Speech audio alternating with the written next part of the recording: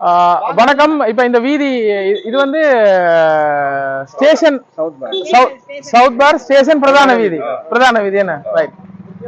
இப்ப இந்த ரோட் வந்து உங்களுக்கு எத்தனை வயசு என்ன? இவருக்கு 53 வயசு. ஐயா உங்களுக்கு எத்தனை வயசு? 68. உங்களுக்கு 68 வயசு. அண்ணா உங்களுக்கு? 54.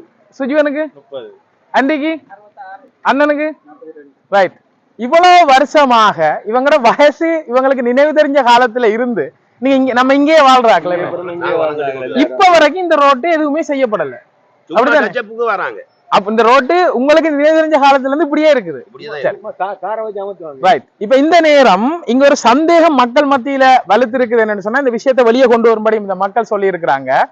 இந்த மக்களுக்குரிய சந்தேகம் என்னன்னு சொல்லி சொன்னா, இந்த வீதிக்கான நிதி வந்ததாகவும் இந்த வீதி செய்யப்பட்டது முழு அளவுல அல்லது பகுதி அளவுல அல்ல குறிப்பிட்ட அளவு செய்யப்பட்டு ஒதுக்கப்பட்ட அந்த நிதி ரிலீஸ் பண்ணப்பட்டிருப்பதாகவும் ஆனால் இந்த வீதி செய்யப்படவில்லை என்றும் இந்த மக்கள் தங்களுடைய சந்தேகத்தை வெளியிடுறாங்க. அதானே பிரச்சனை. ரைட்.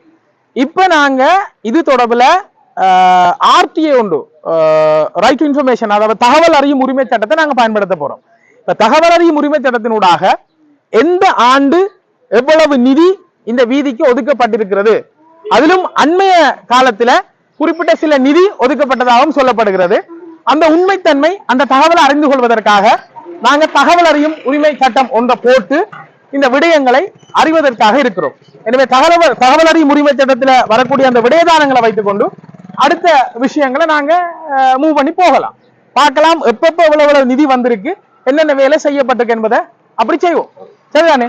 ஆக நாங்க தகவல் அறியும் உரிமை சட்டத்தை மூலமாக இதுக்கான ஒரு நிலைமையை கண்டறிகின்ற ஒரு முயற்சியில ஈடுபடுறோம். இப்ப நாங்க டிஎஸ் ஆபீஸுக்கு போய் அந்த தகவல் அறியும் உரிமை சட்டத்தை நாங்க எடுக்கிறதுக்காக தயாரா இருக்கிறோம்.